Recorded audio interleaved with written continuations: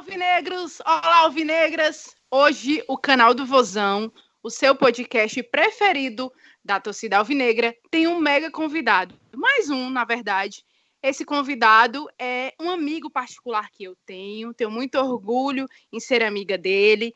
Também faz parte da mesma profissão que eu, da mesma carreira. Estou falando do Danilo Queiroz. Eu tenho certeza que a torcida alvinegra conhece já esse nome muito.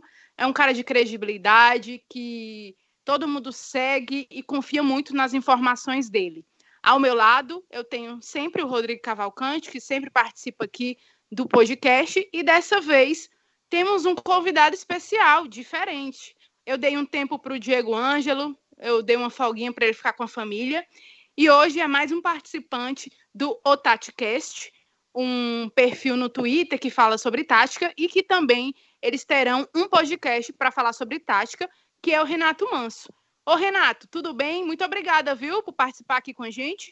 Oi, Lívia, tudo bem? Tudo bem, Rodrigo? Um abraço também para o Danilo, todo mundo que está acompanhando. Eu que agradeço o convite. Fico feliz, honrado aí de ter sido lembrado também. Para contribuir um pouquinho, acompanho tudo sempre que possível, podcast, gosto muito dessa forma de comunicação. E hoje, quando eu soube que era o Danilo, fiquei mais feliz ainda por ser uma grande referência, né? Então a gente vai poder ter a oportunidade aí de conversar um pouquinho com ele, um cara realmente que é referência acima da média, e tenho certeza que o papo vai ser bem legal. E Rodrigão, e aí, você gostou desse convidado? Você continua me chamando de Rodrigão, né? Lógico, né? Eu tenho que implicar contigo. A gente está à distância, eu tenho que manter a implicância. É verdade. Abraço para você, Lívia, abraço para o Renato, que além de fazer parte do TatiCast, tá dando um show lá na Rádio Clube, junto com o Caio César. Falar do Danilo, para mim, é falar de referência, né? Além de um grande amigo que eu tenho, um dos melhores, aliás, o melhor amigo que eu tenho, além dessa amizade, para mim é referência profissional. E quando a gente pensava em alguns nomes para conversar nessa quarentena, eu instantaneamente lembrei do nome dele, porque acho que desse tempo que ele está lá no Ceará, que já são acho que já são mais, se não for mais, está bem pertinho dos, deixa eu ver, mais ou menos uns 30 anos, uns 25, sei lá, nessa casa aí. Ele vai até tirar essa dúvida para a gente. Então, para mim, é uma oportunidade ímpar. Eu sempre convivi com o Danilo lado a lado, mas sempre tive muita vontade de entrevistá-lo sobre a carreira dele. Então, oportunidade como essa só enriquece o nosso trabalho em relação ao podcast do canal do Vozão, que tá cheio de convidado importante, viu, Lívia? O negócio tá sério. É verdade, gente. O Danilo Queiroz é radialista e jornalista.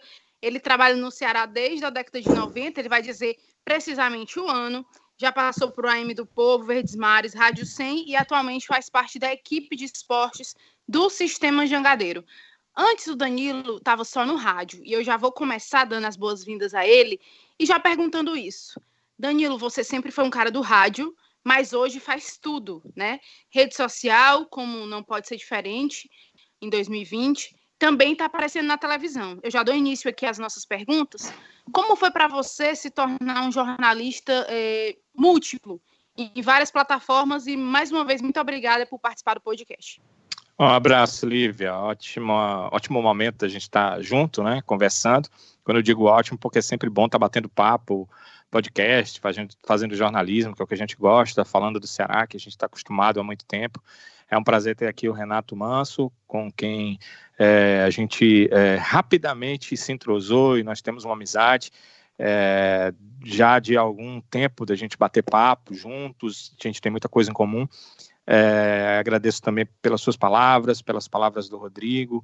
Nossa amizade realmente é muito forte, nós também nos entrosamos com muita facilidade, né? O Rodrigo há muito tempo no Ceará e a Lívia que começou sua carreira no jornalismo esportivo, de rádio, trabalhando conosco lá na equipe que a gente fazia parte na Rádio 100. Então, estamos aqui entre amigos, é sempre bom estarmos entre amigos e conversarmos sobre coisas importantes. Em relação à pergunta que você me fez sobre fazer também jornalismo em TV, não foi uma coisa assim que eu tivesse me direcionado para fazer, né, para trabalhar na TV ou para fazer alguma coisa na TV. Foi uma questão de que hoje as coisas estão meio que unidas, né? Quem faz rádio acaba tendo que fazer TV, acaba tendo que fazer online.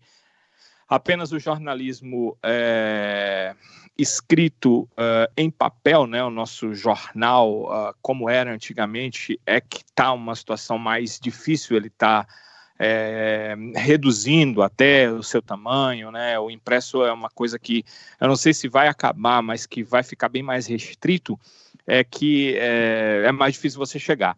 Mas rádio, TV, online, rede social, isso tudo a gente tem que fazer junto. Então, o que aconteceu foi a questão mesmo da necessidade da empresa.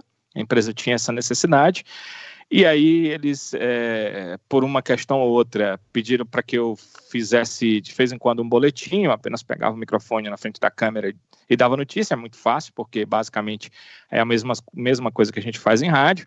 Mas aí foram acrescentando, coloca um vídeo, né? E aí a gente foi colocando uma sonora, foi colocando outra, até que um dia o meu chefe pediu, não, eu já vi você faz muito parecido, eu quero que você faça uma matéria, eu preciso de uma matéria. O Trovão tá doente, na época ele estava doente, e eu tive que fazer a matéria, fiz. E aí o problema foi que gostaram, e aí eu tive que fazer outra, e aí fui fazendo. É realmente uma necessidade que o ramo tem.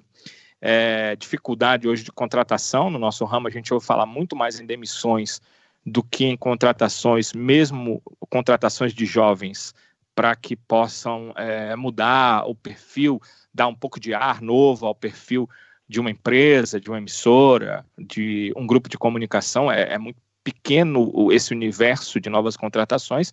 Então, você que está dentro, que não quer sair e que tem algum know-how em algo que você faz, então a empresa não quer te demitir porque você é bom, pelo menos num aspecto, ela acaba te colocando no outro para te manter ali, para que você possa também preencher as necessidades da empresa. Nunca foi uma coisa que eu me direcionei, mas a gente tem que fazer de acordo com as necessidades, né? E a necessidade pedia isso, então por isso estou aí no rádio, na TV. Não me sinto jornalista de TV. Quem me vê no meu perfil, eu nem coloco isso, nem coloco que sou funcionário de uma TV ou que trabalho para uma TV, embora seja o caso, né? Embora hoje realmente seja o caso. Eu participo das reuniões na TV, estou no grupo de trabalho da TV, as informações, os pedidos que são feitos para repórter de TV, mas eu sei que estou cumprindo uma função pela necessidade da situação, né? Necessidade minha de me manter no emprego, necessidade da própria empresa de ter um repórter assim. Então, vou tentando fazer com as minhas limitações, que são muitas, da melhor forma possível.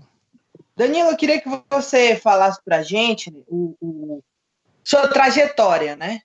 Eu queria que você explicasse direitinho, porque ontem eu até conversava comigo, o Esmeralda, e eu conversando com ele, disse, cara, amanhã a gente vai entrevistar o Danilo, você tem alguma sugestão de pergunta e tal? Ele, cara, o Danilo eu conheci quando o Ceará fazia o período de concentração ainda no Amuarama, e eu ia para lá ver os jogadores e tal, e uma vez o Danilo me entrevistou e ele contando, ele ficou guardado na memória dele, porque ele morava muito próximo ali do Amuarama.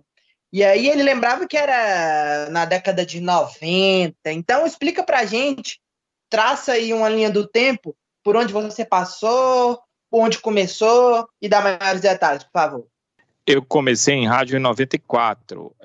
Sempre quis trabalhar em rádio, coisa louca da minha cabeça. Não façam isso, não pensem a mesma coisa, retirem isso das suas mentes, mas eu tinha na minha mente. E o que aconteceu é que eu tinha um avô que infelizmente já faleceu, e eu precisava fazer um curso de radialista, porque eu botei na minha cabeça que ia fazer o curso de radialista, e o meu avô conseguiu numa rádio do interior, lá de Canindé, que ela me desse uma indicação, porque você só faz o curso com indicação de uma rádio. Então ela me deu a indicação, eu fiz o curso, depois eu fui buscar onde trabalhar, não podia trabalhar lá em Canindé, né? Então eu busquei onde trabalhar, tinha uns amigos que tinham feito o curso comigo, e nós juntos decidimos arrendar um horário da Rádio Metropolitana, correr atrás de uns patrocínios e fazer um programa aos domingos, que se chamava Bate-Bola Preliminar, de 12h a 2h, todos os domingos. Então a gente começou a trabalhar lá nesse programa, que antecedia o horário do esporte, lá do futebol na rádio. na Metropolitana. Então foi como a gente começou. Quem estava nesse projeto comigo era Adriano Júnior, que hoje também está na Crônica, né? Está em TV, inclusive, o Adriano. Então ele estava comigo nesse projeto e mais uns 2 colegas que na época fizeram um curso conosco. O que aconteceu é que eu conheci um rapaz chamado Fernando Mendes, ele inclusive era torcedor do Fortaleza, ligado à direção do Fortaleza, e ele ouviu o programa, ligou para lá, pediu depois meu telefone, entrou em contato comigo e disse, cara, dos caras que eu tenho ouvido, novos e tal, eu tenho gostado do seu trabalho, você é diferente e tal, eu vou arranjar um negócio para você que vai ser muito bom, porque o doutor Eimar de Lima passou num concurso e vai para Paraíba. E ele cobre o Ceará no programa Tabelinha de Fogo, que era na Rádio Clube na época e que era apresentado pelo professor Assis Furtado. Aí ele disse, cara, eu vou conseguir para você ficar cobrindo o Ceará lá. Você vai começar, vai dar umas notícias lá do Ceará e tal. E foi aí que eu comecei. No dia 21 de janeiro de 95, eu comecei a cobrir o Ceará, então, no Tabelinha. E no dia seguinte, na terça-feira, ele me apresentou ao Oswaldo Azim, que hoje está na Rádio Clube, né? Na época eu trabalhava na Rádio Dragão do Mar, que é 690, né? Depois passou a ser Shalom. E eu comecei também a trabalhar no programa do Oswaldo Azim no dia seguinte. Então, fiquei nesses 2 programas, trazendo notícias do Ceará. Fiquei todo 95, em 96, no comecinho de 96, eu estava com o Oswaldo Azim fazendo alguma coisa durante o dia, porque eu também fazia a parte financeira dele, né, ele recebia dos clientes e eu meio que definia pagamentos, essas coisas assim, estava ajudando ele nessa parte da empresa, né, que tinha uma empresa que tomava de conta do programa dele. E a gente estava junto fazendo alguma coisa, eu encontrei com o Ricardo Araújo, que então era quem coordenava a equipe de esportes do Gomes Farias na Rádio Verdes Mares. E ele disse, cara, faz tempo que eu estou querendo falar contigo, queria que tu fosse lá para Verdes Mares cobrir a federação. Aí eu disse, cara, eu cobro o Ceará no Tabelinha de Fogo, eu não estou querendo sair de lá, porque eu tenho os comerciais e ganho dinheiro. Ele disse, não, tu fica lá cobrindo o Ceará e na federação, vai dar certo para ti e tal. Você vai pegando informações, um dia você vai num, outro dia você vai no outro, na Verdes Mares não é tanto assim, não te chamam tanto, não te pedem tanto assim e tal. Então foi o que eu fiz. Fui em 96 para a Rádio Verdes Mares cobrir a federação durante uns 4 meses. E aí alguém que cobria o Ferroviário lá saiu. No que essa pessoa saiu, não me lembro bem quem era, saiu, acho que foi o próprio Tony Pereira, que cobriu o Ferroviário, saiu para a Rádio Cidade, para cobrir o Ceará lá na Rádio Cidade, e aí eu fui cobrir o Ferroviário durante pouco mais de um mês e 5 dias. No final desse 1 mês e 5 dias, o Ferroviário ganhou o 3º turno do Campeonato Cearense de 95, o Ceará tinha ganho os 2 primeiros turnos, o Ferroviário ganhou o 3º turno e eu já estava acertado no meio disso, uns 4 meses, 2 meses para terminar minha passagem na Verdes Mares, que foi de pouco mais de 6 meses, eu já estava acertado para ir para a Rádio AM do Povo, para a equipe esportiva de lá. Então, eu fui para a Rádio Povo, porque o Paulo César Carioca tinha saído da cobertura do Ceará para fazer cobertura pela Confederação Brasileira de Futsal, que era aqui em Fortaleza, de torneios de futsal para ela. Ela estava arrendando horários em emissoras pelo país, e a Rádio Metropolitana era uma delas aqui em Fortaleza, para fazer os campeonatos, e ele ia ser o coordenador disso, então ele acabou deixando a Rádio Povo, então eu fui para substituí-lo. Fiquei lá até o final de 96, sim, aí eu cobri o Ferroviário ganhou o 3º turno, foi para a final, na final já cobri o Ceará pela Rádio Povo, o Ceará ganhou do Ferroviário, com o gol do Betinho, né, o chute do Jaime, a bola bate no Betinho, um atacante, e faz o gol. O Ceará vence aquele campeonato de 96 e aí passou para a parte do Campeonato Brasileiro. Eu segui na AM do Povo, só que o Chico Rocha, que estava na AM do Povo, saiu, foi para a Rádio Cidade e eu fui com a equipe para a Rádio Cidade. Uma questão financeira aí que a Rádio Povo queria que quem ficasse ganhasse por cota, e eu tinha um salário pago pelo Chico, ele tinha uma empresa, CR Publicidade, eu acabei indo com ele para a Rádio Cidade. Fiquei na Rádio Cidade entre 97 e 98, em 15 de novembro de 98, o Paulo Henrique Raulino assumiu a Rádio Assunção. na época RCN Sat, e aí ele me levou da Rádio Cidade para a Rádio Assunção para fazer a cobertura do Ceará, e eu fiquei de 15 de novembro de 98 até junho de 2012. Foram cerca de 14 anos aí que eu fiquei lá. Então, em 2012 eu fui para a Rádio 100, passei um ano na Rádio 100, com a equipe de esportes que nós coordenávamos, eu, o Adriano, o Del Luiz e o Evandro Braga, e depois da Rádio 100 eu passei alguns meses somente na A3 FM, e em 2014 ingressei no Sistema Jogadeiro, trabalhando para a Tribuna Band News FM, onde estou até agora. Então essa foi minha carreira aí no rádio, que eu fiz, né, a partir de 95 até os momentos atuais. Danilo, antes até do Renato falar, eu queria que tu só contasse como é que foi para ti ser coordenador de uma equipe, já que você sempre, eu acho, foi coordenado. Qual foi a diferença para você ser coordenador de uma equipe? A diferença principal é a responsabilidade, né, que você tem que ter, porque as coisas, se vão dar certo ou não, acabam estando nos seus ombros. O problema na Rádio 100, onde eu coordenei a equipe, é que eu não era coordenador só, havia outras pessoas para fazer o mesmo trabalho em setores, né, diferentes, e é difícil você fazer isso porque há um certo choque de vaidades, você tem dificuldade de dizer que a pessoa tem que fazer tal coisa, tem que chegar a tal horário, tem que fazer de tal forma e tal. Então foi uma experiência interessante, porque é sempre interessante quando você faz algo novo, e tem a questão da responsabilidade, você entende um pouco mais quando você volta à sua função normal e alguém te coordena, de o quanto é importante você saber entender por que a pessoa está pedindo aquilo, o que ela está querendo ali, porque existe essa questão da responsabilidade. No final das contas, o que der certo, o que der errado, vai recair não só sobre você, mas principalmente sobre a pessoa que está à frente daquele projeto, daquela situação. Então isso foi bem interessante, e foi importante também ver as dificuldades que você tem quando está administrando alguma coisa, né? Tratar com pessoas, e cada um com suas próprias susceptibilidades, é muito difícil. Então, foi bom, foi interessante, mas hoje eu tenho uma visão de mundo muito melhor para, se um dia eu tiver a possibilidade de estar à frente de um projeto, saber como fazer e com quem trabalhar da melhor forma possível para que o projeto possa ter sucesso. Gente, o melhor foi porque ele me conheceu, tá? Ele não vai admitir isso, mas o melhor da Rádio 100 foi porque ele me conheceu. Com certeza. Olivia e Renato, o detalhe é que agora. por onde... Não, mas o detalhe é que por onde ele passou deu sorte, né, cara? Que cara pé quente. Eu tava analisando isso aí. Passou pelo Ferroviário em 95, foi campeão, foi o último ano do Ferroviário. Foi pro Ceará em 96, foi o começo do Tetra do Ceará, de 96 a 99. O Ceará jogou, inclusive, ele disse que começou também no Ceará em 95.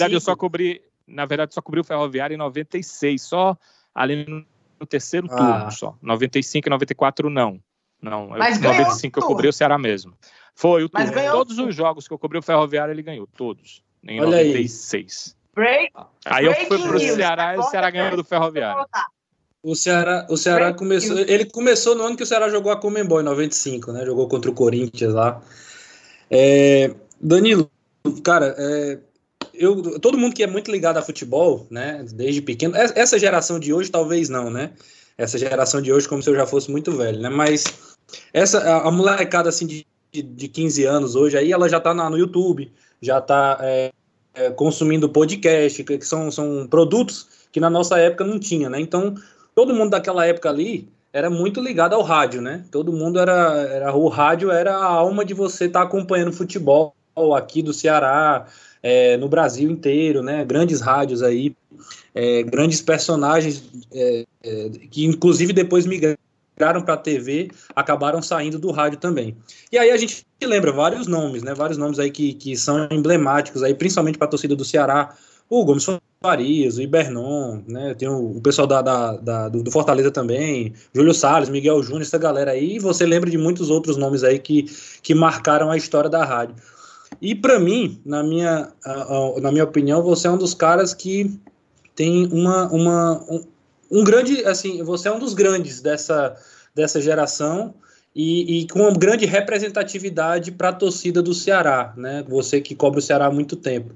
A minha pergunta é, tu tem ideia dessa noção, tu tem ideia, né? Tem uma noção do que você representa para a comunicação do esporte e principalmente ligado, né, ao Ceará? Se você já se sente no meio desses caras grandes aí, assim como eu acho? Na verdade, eu não consigo me sentir desse tamanho. Eu ouço algumas pessoas falando para mim coisas assim parecidas, e eu não consigo, talvez porque quando você está dentro e não vê de fora, você não consegue entender. O que eu entendo é o seguinte: eu lembro bem que quando eu cheguei para fazer a cobertura do Ceará, havia um pensamento geral de que só deveria, o setorista era quase um membro do clube e só deveria passar boas notícias. E eu nunca entendi isso. Tinha até um pensamento de que, não, porque o setorista é pago pelo clube para só dar notícia boa pelo clube, né? Eu estou lá há 25 anos praticamente cobrindo o Ceará, e isso nunca aconteceu comigo. Ninguém nunca chegou para mim, olha, vou te dar X, mas tu não pode dar nenhuma notícia. Nunca aconteceu. Aconteceu de dirigentes chateados porque eu passava notícias que não eram interessantes para eles.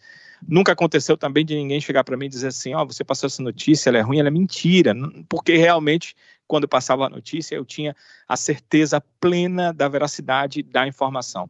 Muitos diziam, eu não deveria ter dito isso. Eu disse, por que não deveria, se eu sou repórter e essa é uma informação, é uma questão que aconteceu? Entende? Então, eu penso o seguinte, eu sei isso, eu tenho certeza de duas coisas que eu deixo de legado para o rádio. Nenhuma tem a ver com minha grandiosidade, como capacidade, porque eu sei que isso realmente não existe.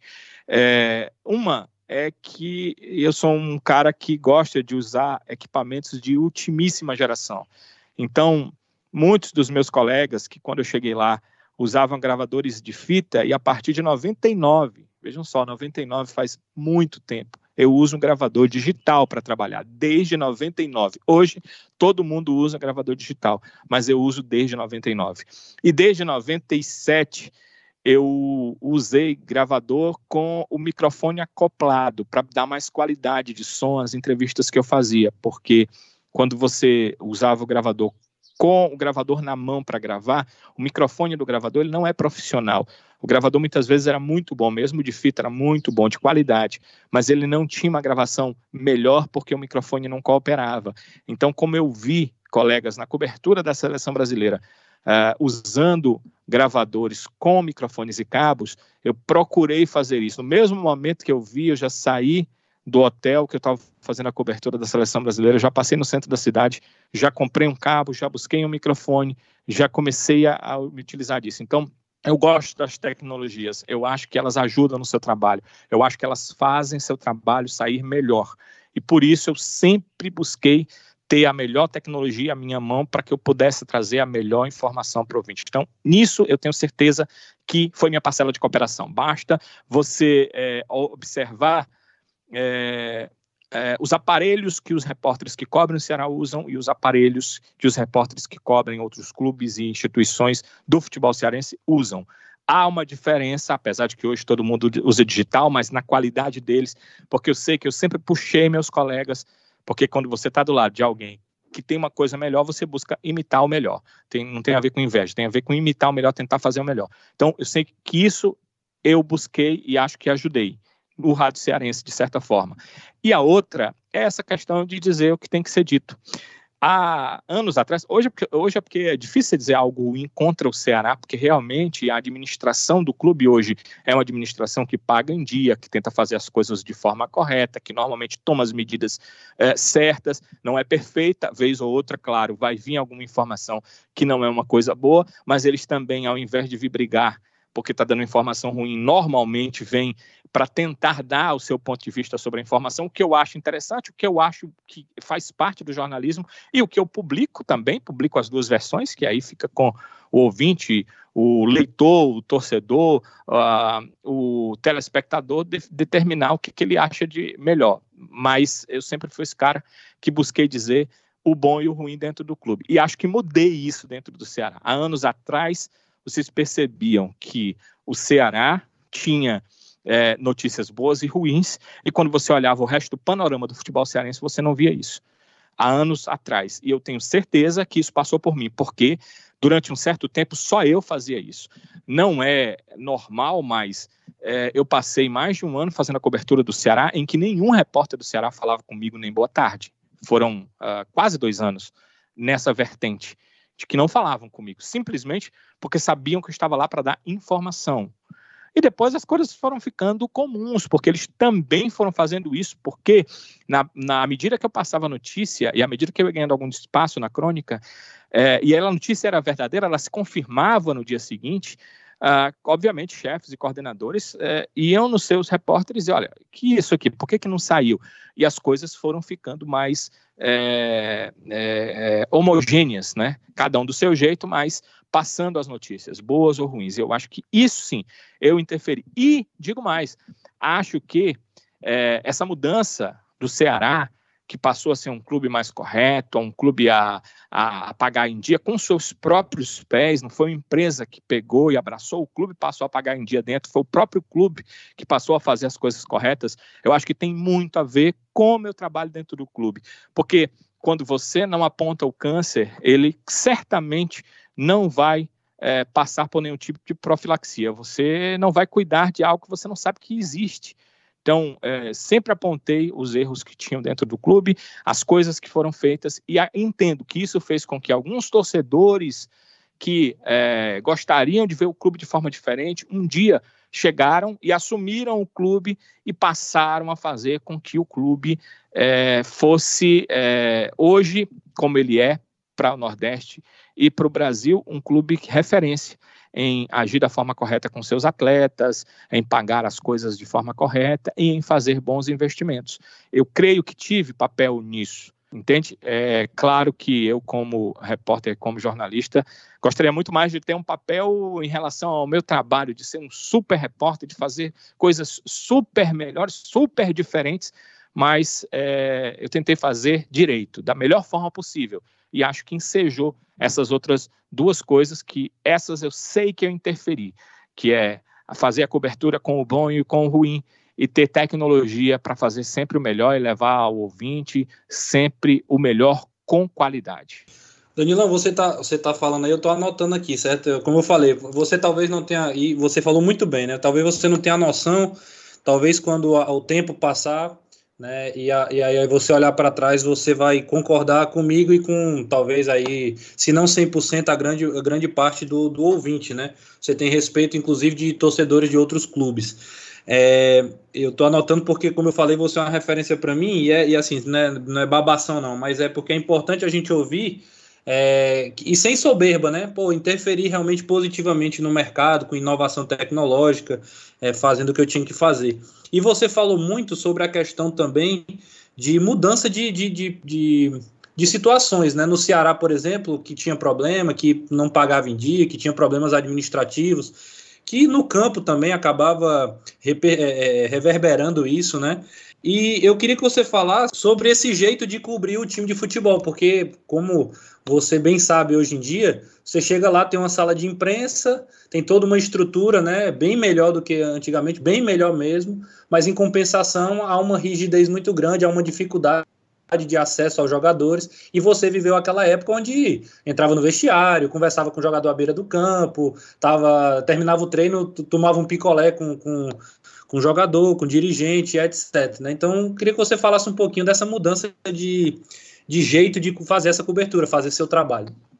Do mesmo jeito, né, que a gente mudou, né, do gravadorzinho de fita para um gravador digital, com a potência e uma qualidade igual a de um estúdio de gravação, as coisas também mudaram. Eu não sei se mudaram para melhor, porque eu acho que um dia ainda vamos ficar no meio termo que possa ser interessante para todas as partes, porque hoje as coisas estão extremamente fechadas, né? Você não consegue mais falar com o jogador no intervalo de um jogo. No Campeonato Cearense isso ainda é possível, mas em competições CBF, até mesmo na Copa do Nordeste, que é uma competição regional, isso já não é mais possível. Em relação a entrevistas, a coletiva é uma coisa muito fria, né? O jogador está lá em cima, ele não está à sua frente, para que ele possa olhar nos seus olhos, para que você possa talvez fazer uma explicação de uma pergunta. Muitas vezes você pergunta uma coisa. Eu lembro, Renato, que já aconteceu com você lá no Ceará, você perguntou uma coisa, o cara respondeu outra porque ele entendeu que era aquilo, você não estava mais com o microfone na mão para dizer para ele, olha, não é nesse sentido, não, estou perguntando nisso, né? Pois é, isso acontece. Eu acho que passou do aberto demais ao totalmente fechado. E eu acho que o meio termo entre esses dois extremos seria o melhor. E eu não estou falando só do rádio, estou falando do esporte também. Eu creio que em algum momento o esporte vai entender que afastou demais a mídia, os clubes de futebol, as entidades de futebol, que afastou demais a mídia e vai tentar puxar essa mídia de novo para si, porque realmente está muito distante. E eu sei que as mídias sociais, elas têm um papel a cumprir, mas é sempre diferente você ouvir de um profissional, ou ler de um profissional, ou assistir de um profissional, a ver, ler e assistir de alguém e ouvir de alguém que não é um profissional do ramo e que tem todas os seus pensamentos de torcedor colocados naquelas palavras, naquela, sei lá, entre aspas, matéria, informação que está passando. Então, quando vai afastando, quando os clubes, quando as entidades vão afastando o profissional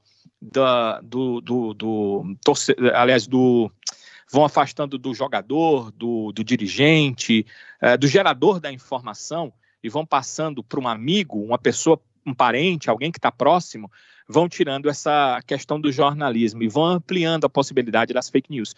Por isso que eu acho que um meio termo, em algum instante, ainda vai acontecer para trazer as coisas para mais próximas da realidade. Sim, eu estava nessa época em que o jogador saía da beira do campo no treinamento e a gente estava ali para poder pegar a informação. Era nesse momento que eu pegava informação de coisas que estavam acontecendo extremamente erradas no clube. E, obviamente, eu tinha o cuidado de gravar para que, num outro momento, aquele próprio atleta não viesse me desmentir, para que eu tivesse a prova. Então, realmente, eu fiz isso N vezes e acredito que fiz para bem do clube, porque, como eu disse, se você desconhece o câncer, não haverá tratamento para ele, você não sabe que ele existe, não sabe o local e não vai saber, obviamente, a profilaxia para que aquele câncer seja curado. Então, eu fiz isso, era meu papel de repórter e entendendo o que era o melhor para o clube, para mim como repórter e para a própria informação que precisava fluir de forma correta e concisa. Hoje é realmente mais difícil, mas hoje a gente tem, né, nós temos nossas fontes, nós temos a quem perguntar. Eu tenho fonte dentro do grupo de atletas, eu tenho fonte na direção do clube, e não pode ser só uma, né, porque ela pode querer te direcionar. Eu tenho fonte entre funcionários, aí é muito mais fácil, a gente tem muitas, e também a gente busca sempre 2 ou 3 para não se direcionar. Várias vezes vocês vão perceber que talvez eu não seja o primeiro a dar informação, porque eu busco quando a informação está 100% confirmada, dar informação de primeira, simplesmente por dar, com a possibilidade de ter que apagar aquilo que escreveu e reescrever. Eu faço o possível, ninguém é perfeito, né? Isso pode acontecer com qualquer um de nós, mas comigo é muito difícil acontecer, porque eu faço o possível para não trazer uma informação que não seja real. Talvez por isso que você fala da credibilidade. O repórter, ao mesmo tempo que ele tem que ter intrepidez, sem medo, para buscar a informação, ele tem que ter um medo danado de dar a informação errada. Ele precisa dos dois. Ele tem que conviver com o medo. Um para enfrentá-lo e vencê-lo na busca de. O outro para que ele utilize como correção, como uma peneira para o que ele vai colocar no ar. Ele precisa ter certeza do que está dizendo. Ele pode ferir alguém que não tem nada a ver com a situação. Ou pode passar uma informação que vai trazer uma alegria desmedida, mas inventada, criada. E ele não pode fazer isso. Isso se chama responsabilidade. Eu lembro como hoje que em 1990 não foi 1900, não, foi 2000. Em 2000, o Ceará ganhou, inclusive, o Campeonato Cearense naquele ano, né? Um time bem desacreditado. Em 2006, o Projeto Ceará 2000 me concedeu o troféu Vovô de Ouro. Eu fui um dos primeiros cronistas a ganhar o troféu. Várias vezes eu disse para eles, eu não entendo, por que eu? Porque normalmente eles davam para alguém que ajudava o Ceará, assim, sei lá, usava o seu espaço realmente para ajudar. O Ceará está precisando disso, e estava uma época que o projeto construía através de doações e tal, e eu nunca tive nem espaço para fazer isso para o Projeto Ceará 2000. Mas eles disseram, não, você coopera com o clube dando informação verdadeira e tal. E eu acabei aceitando, como é que eu ia dizer não a isso. Mas eu fiquei sem saber o que estava acontecendo.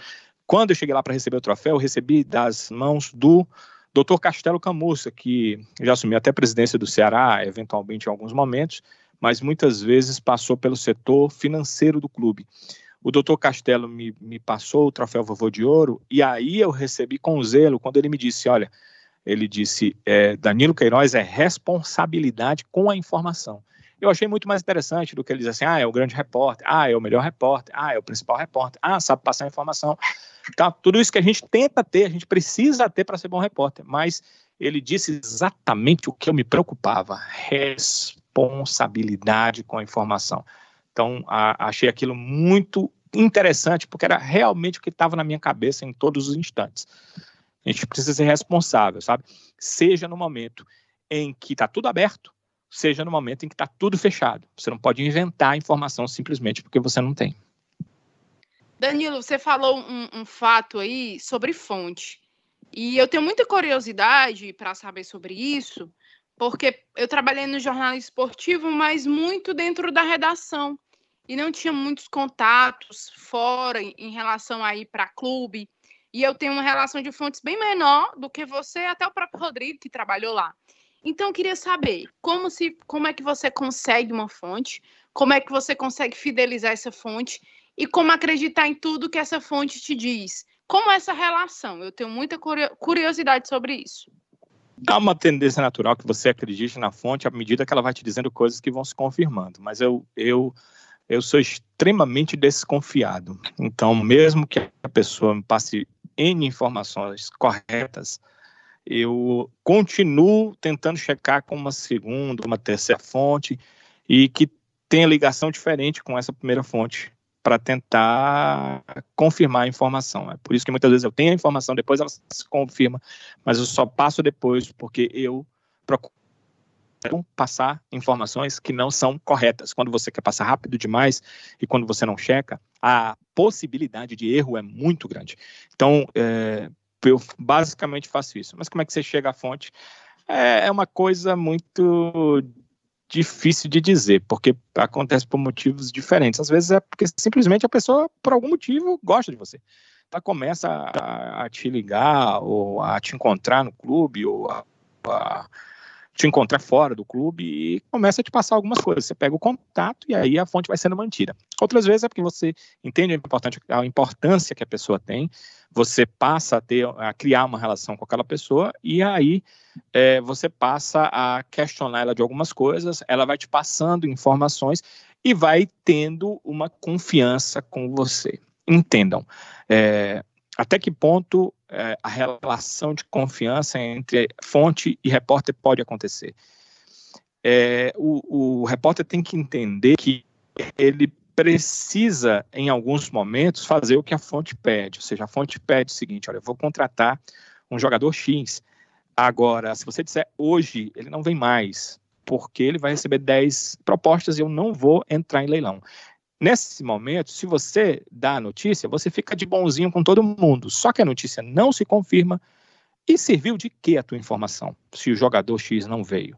Você tem que entender, pegar o nome do jogador, buscar ali as informações sobre aquele atleta, guardá-las e esperar o momento. Sabe por quê? Porque não é notícia naquele momento. Não é ainda notícia. É uma possibilidade de notícia. Outra questão é a fonte dizer algo que realmente já aconteceu, e que ela pede para você não dizer. Você tem que dizer para ela, olha, eu vou ter que dar essa informação. Posso não dar hoje, porque você está me dizendo que o fato ainda está desenrolando aqui e eu posso atrapalhar, beleza, mas amanhã eu vou ter que dar essa informação. Porque eu sou repórter e vou dar a informação. Se eu não der, os outros todos vão passar a informação. Como eu tenho, eu vou checar, buscar os fatos e vou dar a informação. Vou te dar aqui 24 horas, porque, como você está dizendo, as coisas estão desenrolando, precisam ser fechadas e tal, mas quando fechar, vou dar a informação. São coisas diferentes, você tem que negociar com a sua fonte em relação a isso, porque não adianta também você, como eu disse no primeiro exemplo, tentar dar uma informação e simplesmente atrapalhar, sei lá, o clube de contratar determinado atleta. Você nem teve notícia, né? Você colocou algo que poderia se tornar notícia antes da hora e aí perdeu a informação de primeira que você teria lá na frente. Então, tratar com a fonte não é simples, precisa de bom senso, o que hoje é muito difícil, né? O próprio ser humano tem hoje dificuldade de ter bom senso, nós somos muito apressados, então nós temos que ser um pouco mais comedidos para saber trabalhar, porque se você está no ramo do jornalismo, você tem que ter pressa em alguns momentos, para digitar, para pedir a entrada no seu programa esportivo para dar a informação logo, mas essa pressa só vale depois que está tudo certo, que está tudo checado, que está tudo correto, porque a pior coisa do mundo é você interromper todo mundo, dizer uma coisa que não se confirma e dar uma barrigada. É verdade, Danilo, e eu acrescento mais que, para mim, em relação a profissionalismo, em relação a trabalho, para mim esse é o maior legado que eu tenho seu, esse ensinamento em relação a isso. Eu lembro de uma situação, agora que já passou, a gente pode falar, de uma situação recente até, que foi a contratação do Wesley. Eu te falei eu disse, Danilo, foram 18 dias antes eu falei, Danilo, o Wesley está contratado. E aí a gente começou a se mexer para cá, se mexer para lá, e procurar, vasculhar, e tinha uma sequência de dias, 3, 4, 5 dias, que realmente não via nada, que não tinha nada de novidade. Ele continuava por lá no Japão, mas a gente ficava se comunicando, e aí, novidade? Não, novidade não. E aí, tem alguma coisa nova? Não. E numa sequência de dias até grande, mas a gente ia se comunicando e a minha fonte me dava a certeza maior. As coisas estão caminhando, e aí quando ele começava a passar isso, eu dizia, Danilo, isso aqui tá adiantado, isso aqui não tá, isso aqui tá pegando, isso aqui não tá. E aí eu acho que uns 3, 4 dias antes eu liguei pro Danilo e disse, Danilo, o Wesley tá contratado. E aí, quando a fonte me dá a certeza, a gente começa a trabalhar pensando e buscando a outra parte, outra confirmação, outra situação. E aí eu lembro que ficou um corre para lá, um corre para cá, e aí texto pronto, né? A base do texto já pronta, e aí o Ceará anuncia, acho que numa sexta-feira, se eu não me engano, às 9 da manhã. E aí as coisas vão começando a se aproximar e eu, 15 ou 20 minutos antes, faço uma charadinha no Twitter e aí o pessoal já fica logo efusivo, taca o pau e aí começa a compartilhar, estava em todos os grupos. E aí eu lembro que um dirigente veio falar comigo, poxa, você estragou o nosso anúncio especial. E eu fiquei pensando e refletindo, disse, cara, é o meu trabalho, eu preciso fazer isso. Quando eu tenho uma checagem total daquilo que aconteceu, eu vou lá e passo. Eu lembro muito bem que eu postei uns 15 minutos antes do Ceará e depois, alguns minutos depois, o Ceará postou, era um pé, um formato de um pé, e aí algo ligando ao Wesley, só que eu já tinha feito um aviãozinho Japão, a bandeira do Japão, um aviãozinho e vindo para o Brasil. Então, para mim, esse caso de fonte que a Lívia perguntou e o Pedrinho respondeu, para mim esse é um caso assim que é muito emblemático para mim e principalmente a sequência de respeito, essa passagem de bastão assim, em relação ao ensinamento que o Danilo me passou. Que eu poderia ter muito bem, no dia que eu soube, 20, 21 dias antes, ter passado a informação que ele estaria contratado e confiado na minha fonte. Mas esse ensinamento que eu levo em relação, que o Danilo me passou, que é para ter calma, checar com outras possibilidades, ter a noção do que está acontecendo realmente para depois compartilhar para o público. Aí, saindo dessa parte de fonte, emendando para uma pergunta, o Danilo fala para a gente que em 99 começa lá na Rádio Assunção, um trabalho já cobrindo a equipe do Ceará. E aí, Danilo, fazendo uma linha do tempo em relação a grandes momentos do Ceará dentro desse período. Nesse período, né, 99 até 2020, vamos botar logo assim, sendo que você sai lá em 2012, mas nesse período é uma situação de... A Lívia tá zoando aqui internamente, dizendo que eu e nem você nunca colocamos como adiantamos há 20 dias atrás, a gente não anda muito dessa linha, não. E aí, eu queria que você primeiro falasse para a gente pontos importantes, e aí eu traço para você. Para mim, você começando em 99, o grande momento, acho que assim, um ápice desse começo de carreira lá no Ceará, dentro, cobrindo diariamente, é aquela quebra de tabu. Como é que foi para você trabalhar nesse jogo? Quais são as lembranças que você tem desse jogo, dessa transmissão, com aquele PV abarrotado, estádio lotado e aquela festa bonita que foi aquele gol marcado pelo Sérgio Alves de pênalti?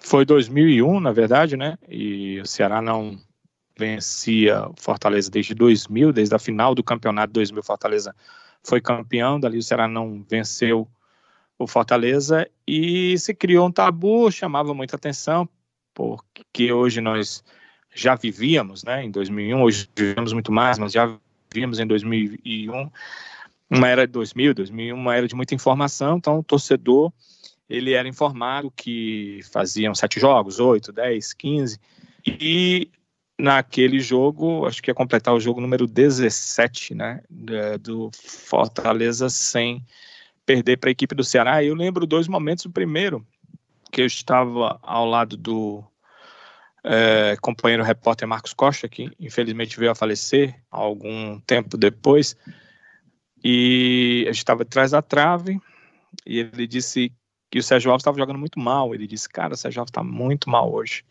Aí eu disse, cara, já vi muito, viu? Já que a bola sobra para ele, ele faz o gol. Mas o tempo tinha passado e a gente tinha que vir pro meio para as entrevistas de fim de jogo, e a gente já estava se deslocando quando o Thiaguinho sofreu pênalti e o Sérgio Alves bateu o pênalti, fez o gol, estava indo ali para os momentos finais do jogo, e o jogo acabou com a vitória do Ceará de 1-0, e eu tive um clique naquele momento. Eu trabalhava na Rádio Assunção, era uma rádio muito ligada, como é até hoje a Fortaleza, por conta da identificação do seu locutor principal, Júlio Salles, com Fortaleza, e só ele é quem narra os clássicos. Então a rádio se torna mais identificada ainda com Fortaleza, porque ele narra os clássicos, ele sabe da preferência dos torcedores por ele e da preferência dos torcedores por Fortaleza. É uma rádio que tem sobrevive de muitos comerciais, então ele narra os lances de ataque do Fortaleza e lê comerciais nos lances de ataque do Ceará. Dificilmente ele narra um lance de ataque do Ceará, a não ser que seja final de jogo, a não ser que seja uma remontagem, ou tenha acabado de ler o comercial. Mas quem é repórter e cobre na Rádio Assunção Ceará sabe disso, como eu sabia, né? Eu trabalhava lá há muito tempo. Aliás, eu comecei em 15 de novembro de 98, então eu já trabalhava lá 89, 2000, 2001, há uns 3 anos. Ele praticamente não narrava os lances do Ceará, mas como era um pênalti, ele foi narrou normalmente, terminou o jogo, passou para mim, então eu tive o clique de fazer a contagem ao contrário. Então eu contei 16, 15, 14, 13, 0, 1, e aí eu disse, acabou o tabu, não tem mais tabu no futebol cearense. E achei que foi interessante, né? Foi uma sacada minha no momento ali. Eu tinha que pegar o microfone ali, demorava um tempo para que os jogadores saíssem, ainda mais depois de uma vitória como aquela. Então fiquei ali imaginando dizer alguma coisa que fosse interessante, que realmente representasse para o torcedor do Ceará aquele momento. Acredito que, infelizmente, a maioria dos torcedores que me ouviu foram torcedores do Fortaleza, mas eu estava só fazendo meu trabalho, também não joguei piada para ninguém, não é do meu feitio, não faço esse tipo de coisa, não vem de mim, mas eu procurei apenas demonstrar o que era aquele momento que o Ceará estava vivendo, e eu, fazendo a cobertura do Ceará, estava tentando passar para o torcedor do Ceará. Depois eu já estava começando a gravar as coisas, né, e colocar em redes sociais.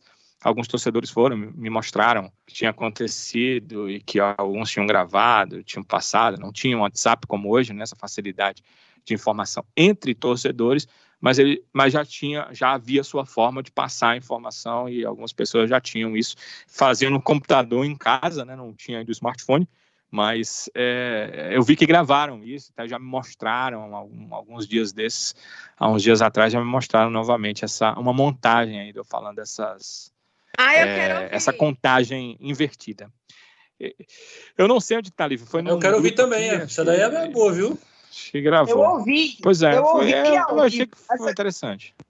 Eu lembro dessa contagem ao vivo, por isso que eu perguntei isso ao Danilo, porque para mim foi muito marcante, porque como um ouvinte de rádio desde muito pequeno, eu tinha essa noção que a gente está ouvindo o jogo aqui do Ceará, é até um fato curioso meu. Eu não, naquele período, naquele tempo, e até hoje, eu não escuto os jogos na Verdes Mares. Mesmo sendo uma rádio que, naquele período, com Gomes Farias, era muito alvinegra e tal, eu não ouvia. Eu tinha um certo pavor, porque às vezes a bola ia bater lá na caixa prega e o Farias fazia aquela emoção. Não, as minhas crises de pânico e de medo, eu vou evitar. E aí eu não gostava. Então eu escutava a AM do Povo, CBN, e aí a Rádio Clube às vezes também. Mas quando eu tinha uma situação como essa, que o Ceará vencia, ou era um lance num gol no último momento, eu fazia questão de, quando saiu o gol, eu correr lá para Assunção para ver o que era que o Júlio estava falando.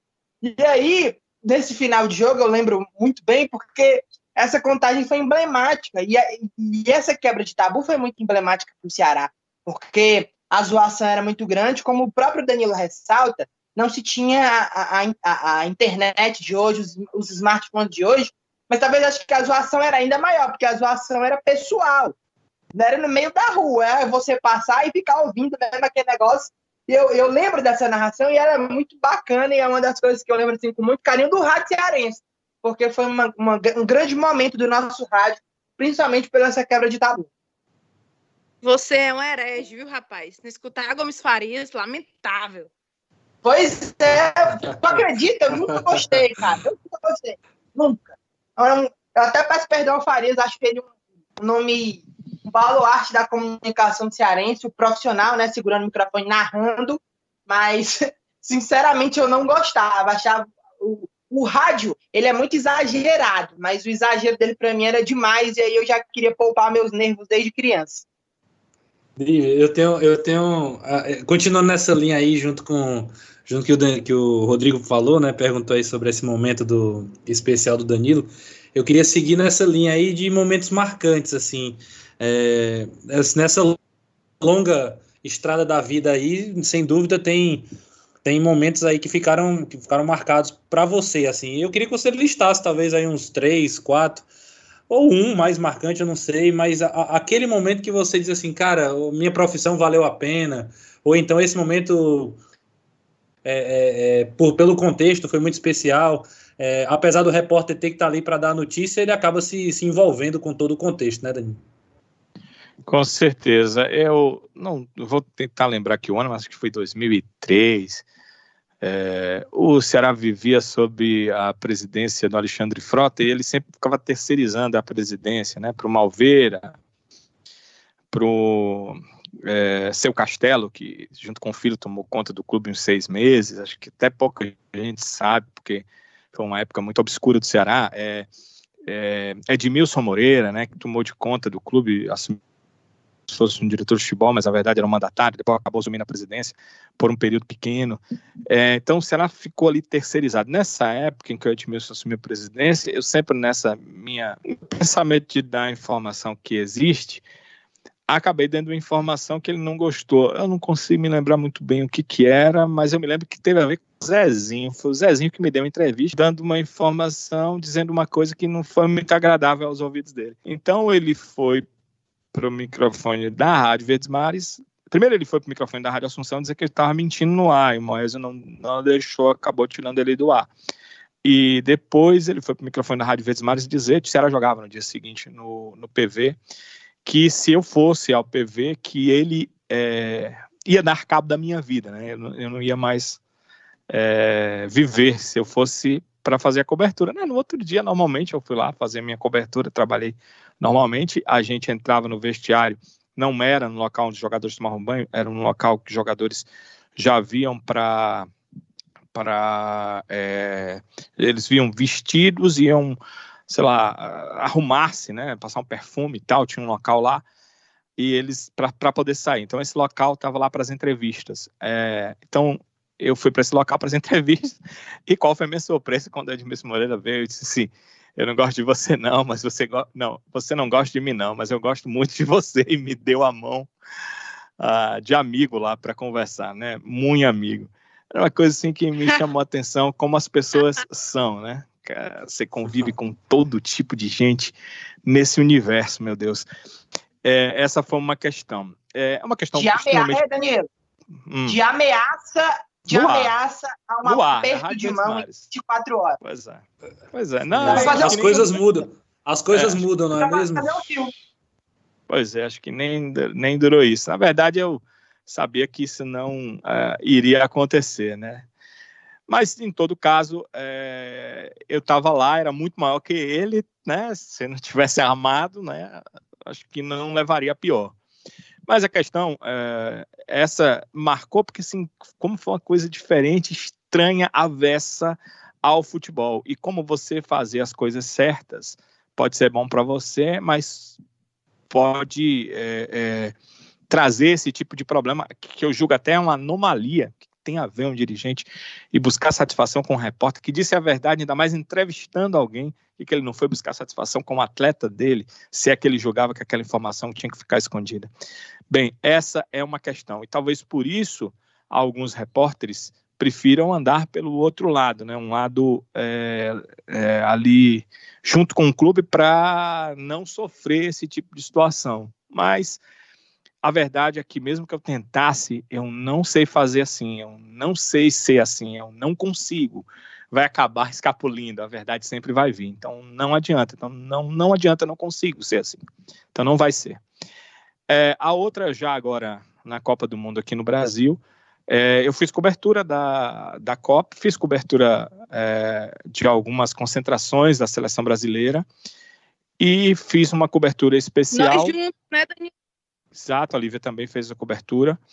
Fiz uma cobertura especial no primeiro jogo, Brasil e México, que foi no Castelão, no camarote de uma empresa de seguros, acho que é Liberty, né?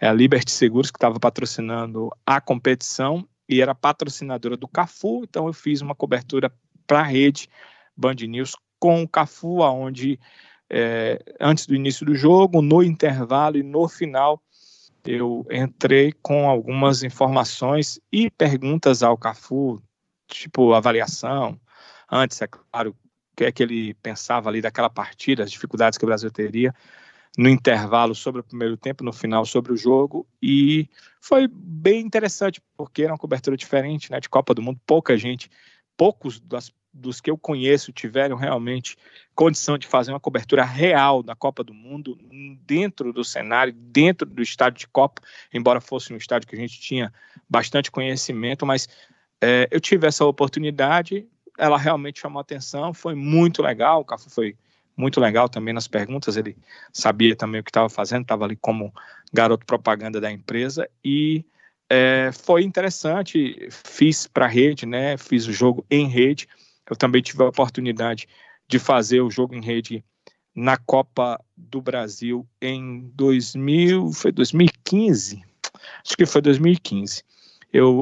O Ceará jogou contra o São Paulo, lá em São Paulo, e ao invés da empresa me mandar para fazer um jogo para a Tribuna Band News aqui, eu fiz um jogo para a rede Band News, São Paulo e Ceará. O Ceará me ajudou, né? Acabou ganhando aquele jogo, né? E foi muito, muito interessante fazer aquele jogo para a rede e ter as informações que a gente tinha sobre o Ceará, que obviamente eles não tinham, saber no final do jogo, ter a facilidade, o conhecimento dos atletas de fazer as entrevistas e fazer o jogo para a rede. Realmente foi muito bom, foi muito interessante. Essas foram duas passagens bem interessantes que saíram um pouco do nosso métier normal de apenas rádio cearense, apenas clubes cearenses, e fazer uma cobertura um pouco maior.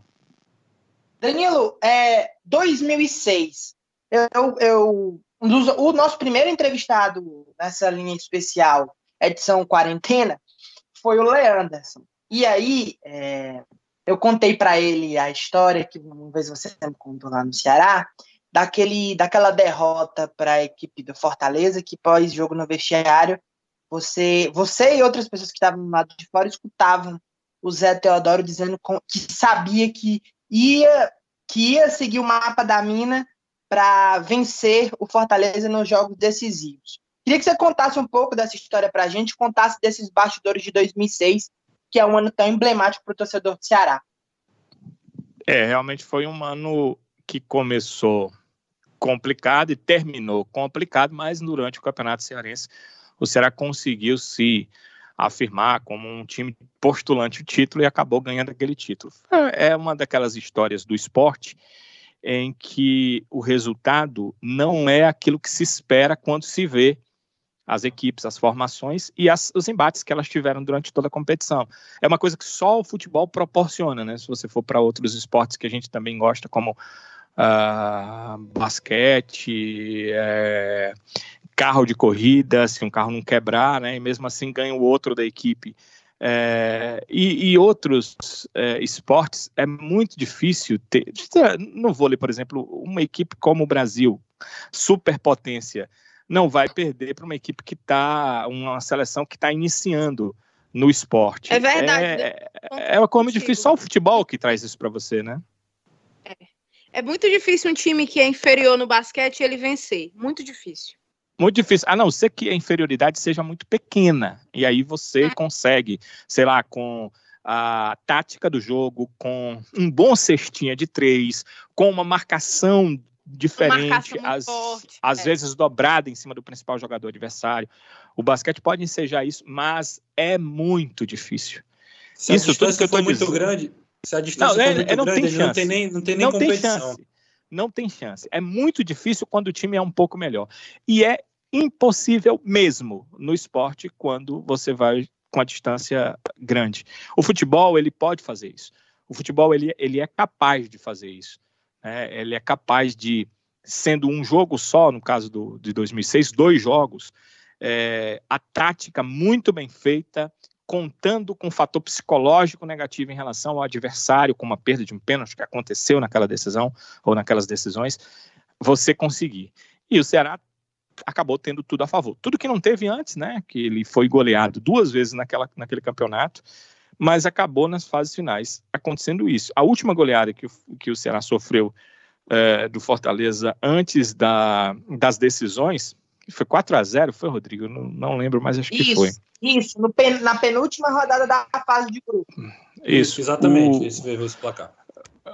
Pois é, o Zé Teodoro conversou no vestiário e chamou muita atenção, porque realmente a gente estava perto do vestiário, tinha umas frestas, a parte de cima do Castelão, você conseguia entrar no túnel e ficar lá à porta do vestiário, era lá que eles determinavam os jogadores para vir falar com a gente. E dali a gente ouviu o Zé Teodoro falando que não se abatessem, não baixem a cabeça. Foi um dos 2 que eu ouvi falar isso. Eu já entendi como é que a gente vai ganhar um campeonato. Ele disse, eu já entendi, eu já sei como é. Fiquem tranquilos, essa derrota aqui não foi ruim, não. Foi boa, vai ser boa. E ele disse, daqui a 3 semanas, porque o campeonato ia terminar, acho que aquela era o final da fase classificatória, Rodrigo. Na semana seguinte, o Ceará ia jogar contra o Icasa. Isso. Eram 2 jogos. É o último. Depois ele vai a Juazeiro e perde pro Icasa. Semifinal, exato. Ele perde em Juazeiro, ele vence de volta no jogo de casa e aí classifica na prorrogação e se eu não me engano, com um gol do Clodoaldo de cabeça na área. Isso. Passe do Vinícius. Aí dá exatamente. Prorrogação, se não estou enganado. Exato, na prorrogação, porque ele precisava ganhar no tempo normal e na prorrogação. Isso, passe do Vinícius. Aí dá exatamente as 3 semanas, né?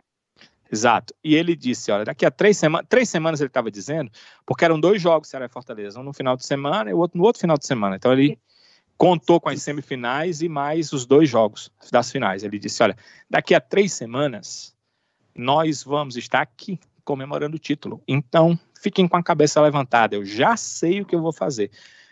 Parecia uma no momento a gente ouvia, parecia uma falácia, mas estávamos lá para dar notícias, né? Então eu passei a notícia, passei a informação que eu tinha ouvido, todos os repórteres que estavam lá ouviram, não foi só eu que ouvi, o pessoal que ainda trabalhávamos muito com cabo, os cabos estavam lá, muitos sorrindo, né? Não acreditando naquilo, parecia realmente uma história uma falácia do do técnico, mas ele estava dizendo aquilo, né? O Zé Teodoro estava falando aquilo. Então, se tornava informação, porque ele estava falando com os atletas. Havia um murmúrio dos jogadores, eles conversando no vestiário muito alto, e ele calou os jogadores com essa palavra, dizendo: parem, não fiquem com a cabeça baixa, vão tranquilos para casa, vão dormir, durmam tranquilos, porque daqui a 3 semanas a gente vai estar aqui conquistando o Campeonato Cearense. Eu já sei o que vamos fazer. Eu já entendi o que é para fazer. Então fiquem tranquilos, vão para casa, tal. Tinha que lembrar que eles ainda tinham que passar pelo Icasa, que parecia ser um time melhor que o do Ceará. Mas o fato é que o Zé Teodoro, sei lá, eu não sei se ele estava apenas tentando chamar o psicológico dos jogadores para o lado positivo, mas deu certo. O Ceará passou pelo Icasa, o Ceará chegou à final contra o Fortaleza, chegou em desvantagem, mas venceu as 2 partidas. As 2 partidas, nem precisava disso, né? Venceu as 2 partidas e acabou campeão cearense de 2006. Os elencos eram muito diferentes. Os times eram muito diferentes. Além do que, o Fortaleza tinha um padrão de time desde o começo da competição e o Ceará tinha um time muito modificado porque as coisas não deram certo, então teve que mudar treinador, teve que mudar elenco.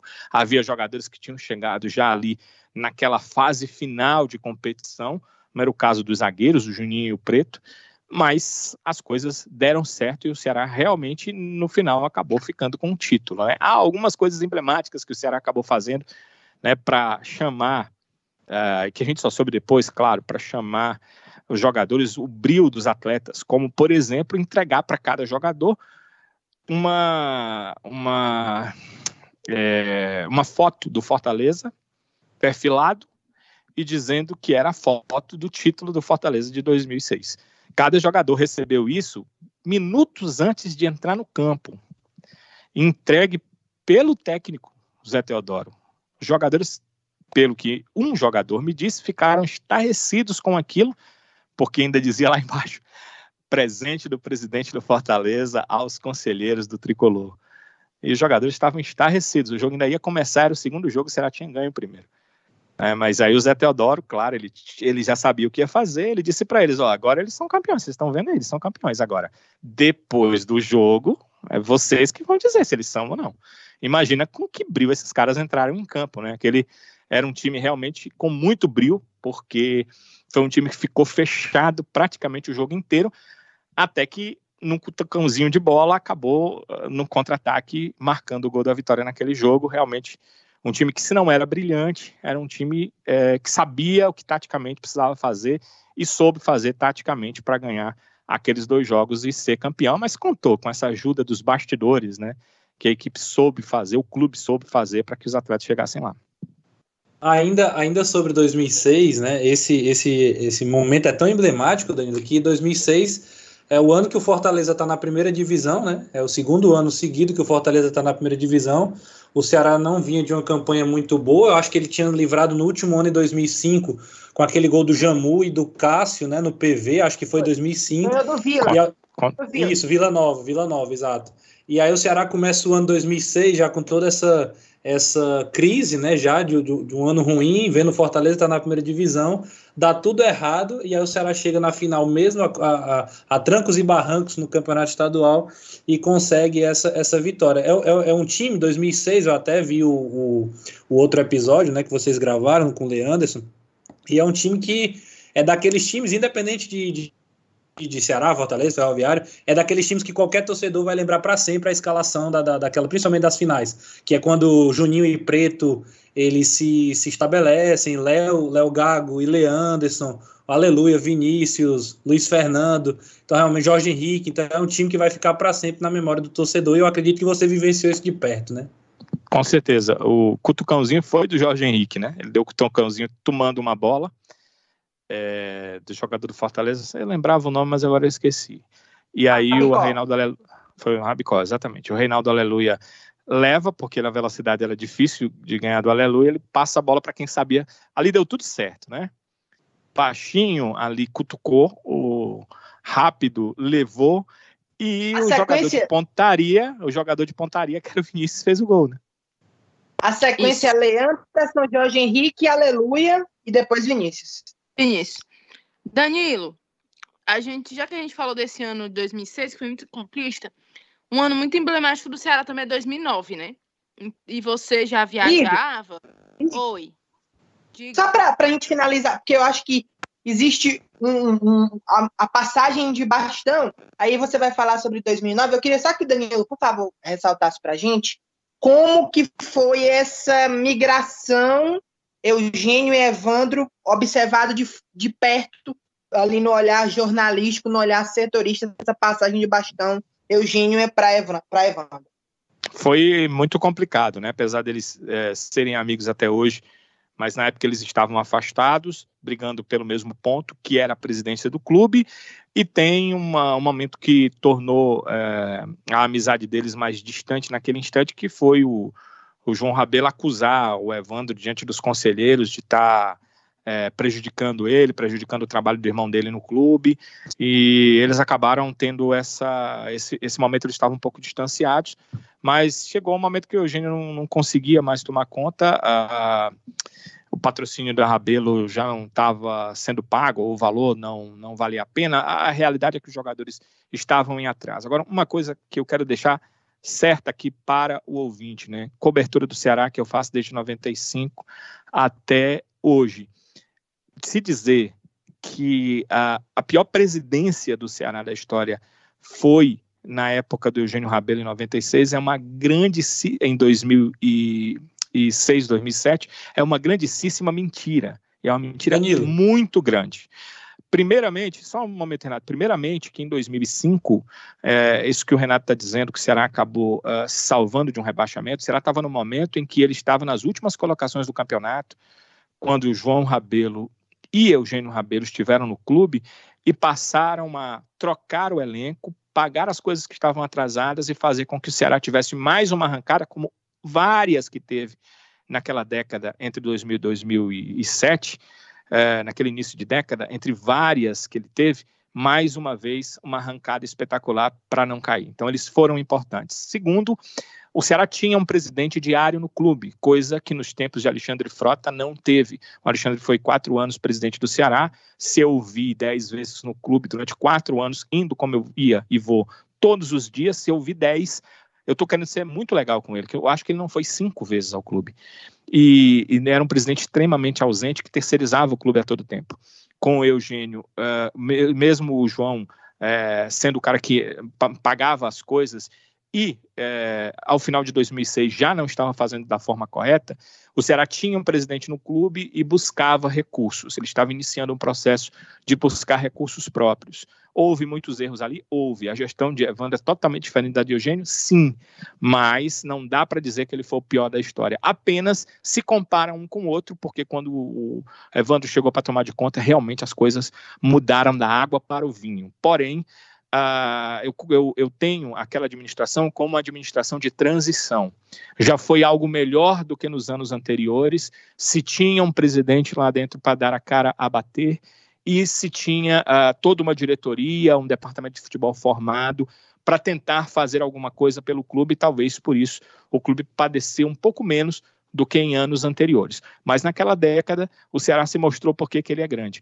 Ele poderia ter caído em 4 ou 5 anos ali, que ele realmente teria sido tranquilo, teria sido normal, e o Ceará, por algum motivo, não caiu. Acontecia alguma coisa, no último momento, aparecia um salvador, a torcida apoiava, os jogadores jogavam pela torcida, mesmo sem receber salários muitas vezes, e o time não caía. Algo que, olha, eu nunca vi acontecer em lugar nenhum.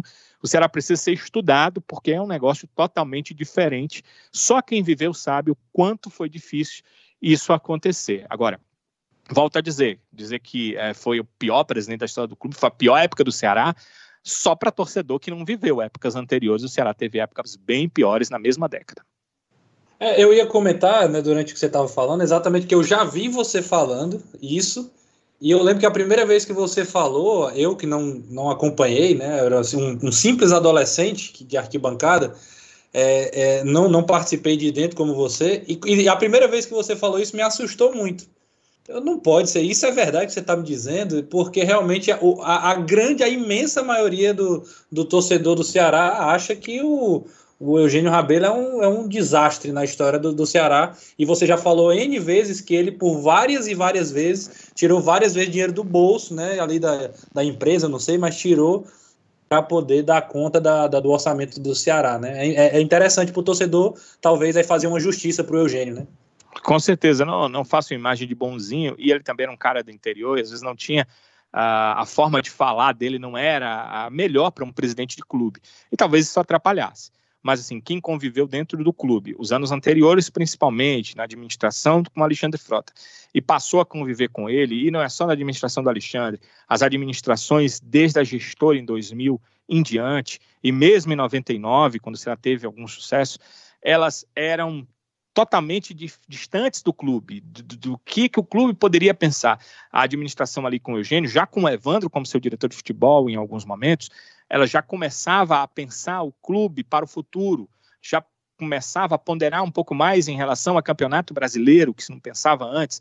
Os presidentes antigos eles só pensavam em conquistar títulos de campeonato cearense.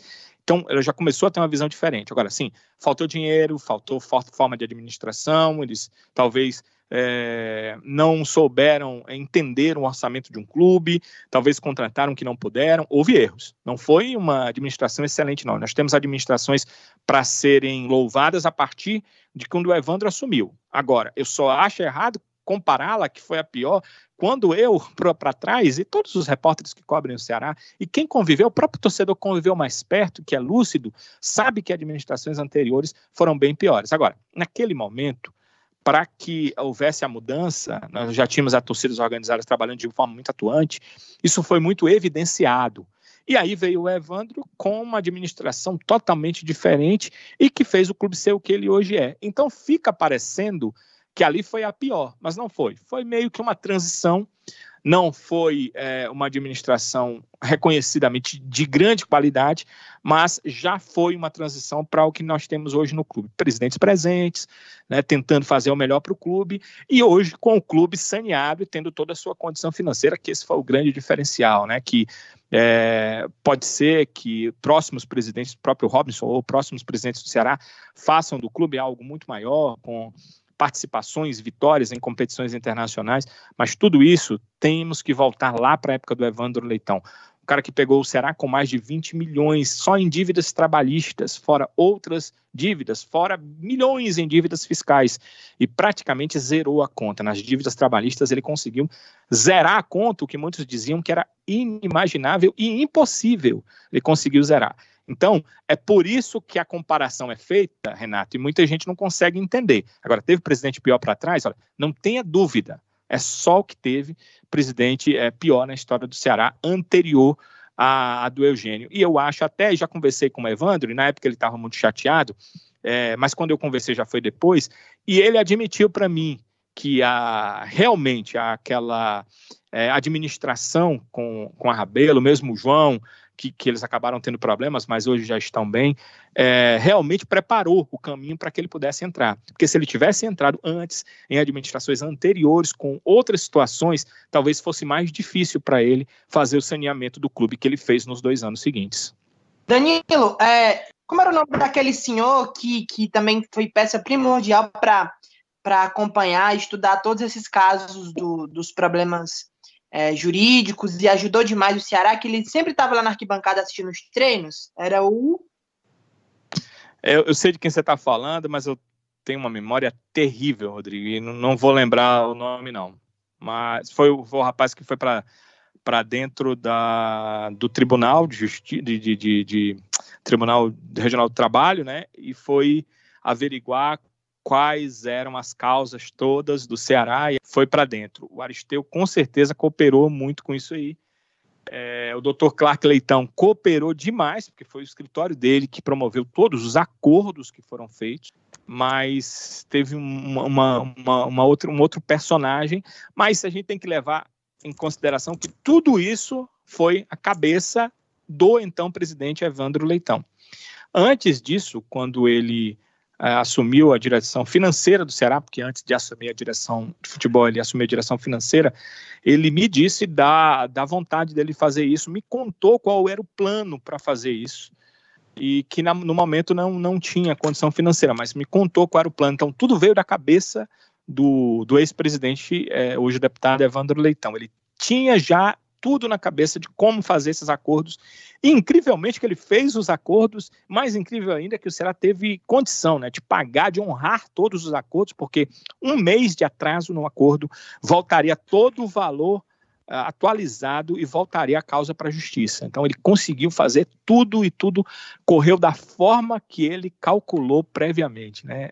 Isso é um fato que o torcedor pouco comemora, porque ele prefere comemorar, obviamente, gol, conquista, acesso, mas gol, conquista, acesso veio com muito mais facilidade depois que esse tipo de situação aconteceu. Esse foi o grande golaço da história do Ceará que aconteceu ali em 2008. A lembrança com justiça é Jocélio Alves. É, ele mesmo, Jocélio. Jocélio Alves foi para dentro do Tribunal do Trabalho e fez todas as avaliações de valores quanto às causas trabalhistas. Partiu dele as informações para o escritório do Dr. Clark Leitão, e aí eles, fazendo as contas, ligaram para as pessoas, acertaram os valores, fizeram parcelamentos, e o que é mais importante, porque essa parte burocrática é importantíssima, mas só termina a causa quando é pago, né? Então o mais importante é que o clube teve como fazer o pagamento de todo mundo na hora certa, e aí o Ceará deixou de ter mais de 20 milhões de reais em dívidas trabalhistas. Hoje é muito dinheiro, vocês imaginem em 2008. Então, a gente chegou na era Evandro Leitão, né? Depois de vários problemas, chegamos nessa era Evandro Leitão, que foi coroada com acesso em 2009. Mas eu queria que... Não, é difícil fazer uma comparação. Mas como foi para você as duas coberturas de acesso? A de 2009 e a de 2017? Quais foram as diferenças?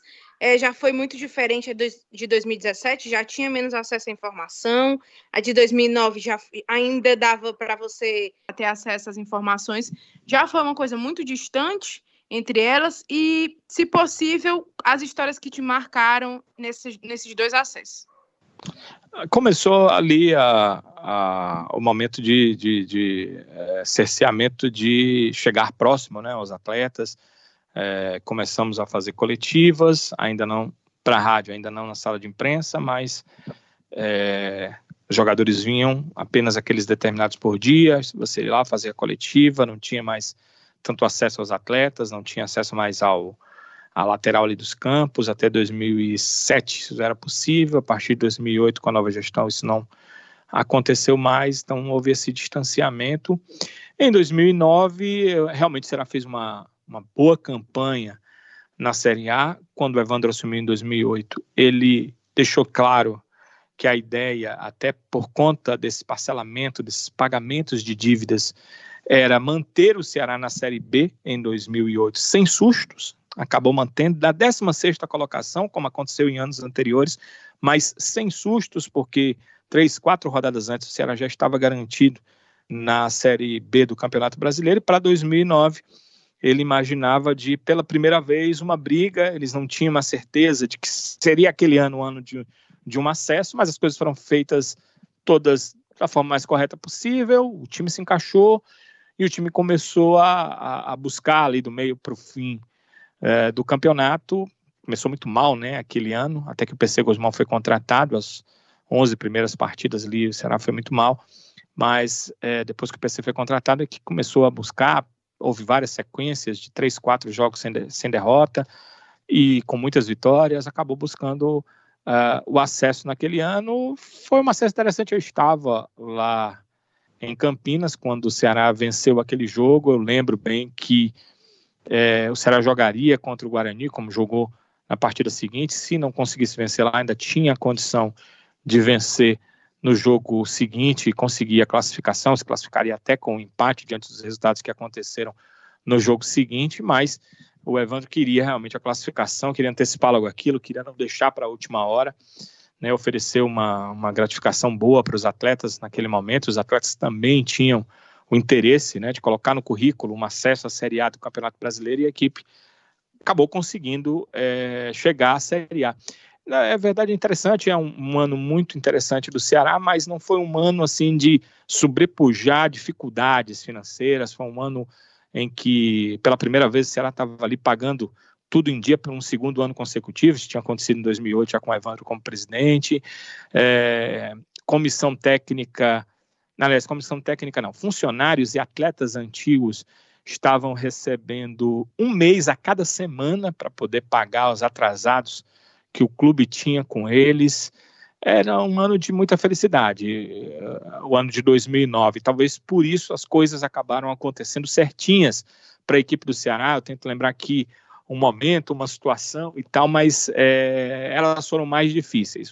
Eu acho que naquele ano... A chegada do PC, Danilo. A chegada do PC.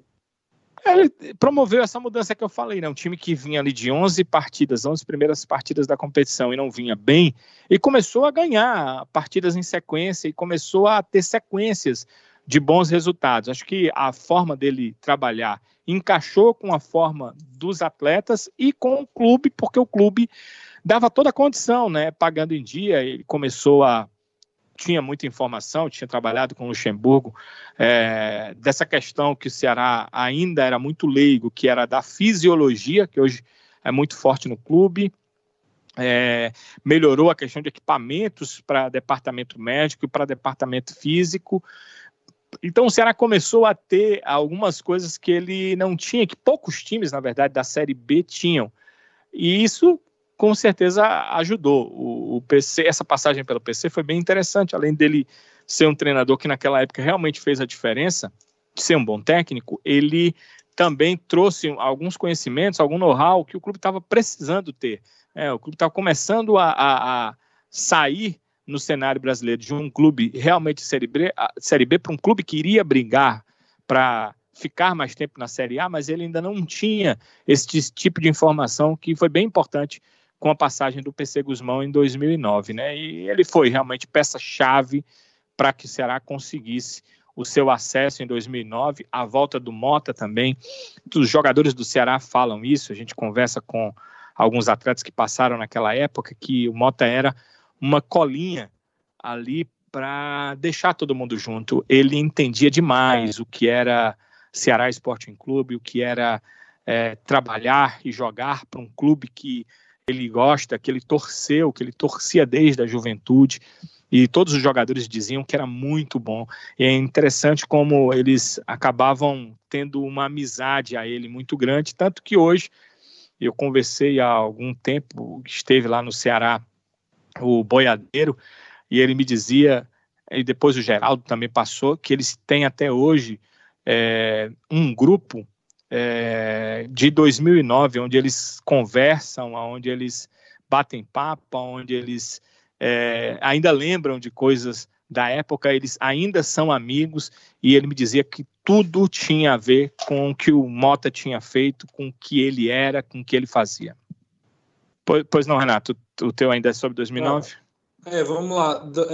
Só para terminar 2009, daí vem aquela história, né, que inclusive o Ceará usou nas próprias redes sociais, da pegadinha do Boiadeiro com o Mota, né, do elenco todo ali, armando para ele ficou enfurecido, né, os caras falando que só jogariam se pagasse, era uma coisa assim, né, que criaram uma pegadinha para o Mota, ele acabou partindo para cima lá do pessoal para mostrar o tamanho da identificação do Mota, né, e como isso acabou beneficiando, né, o elenco, né, para eles entenderem ali o Geraldo, muito importante naquele ambiente. Um ano que foi assim, marcante, né, para essa nova geração do torcedor do Ceará, porque foi a primeira vez que o torcedor aí viu um acesso, né, na verdade, assim, o Ceará já tinha jogado a primeira divisão, mas um acesso foi a primeira vez, né, então foi realmente bem marcante. Foi isso tudo demonstra o que ele representava para aquele grupo, para aqueles atletas, e os atletas realmente tinham o Mota como se fosse a personificação do Ceará Sporting Clube dentro de campo jogando com eles.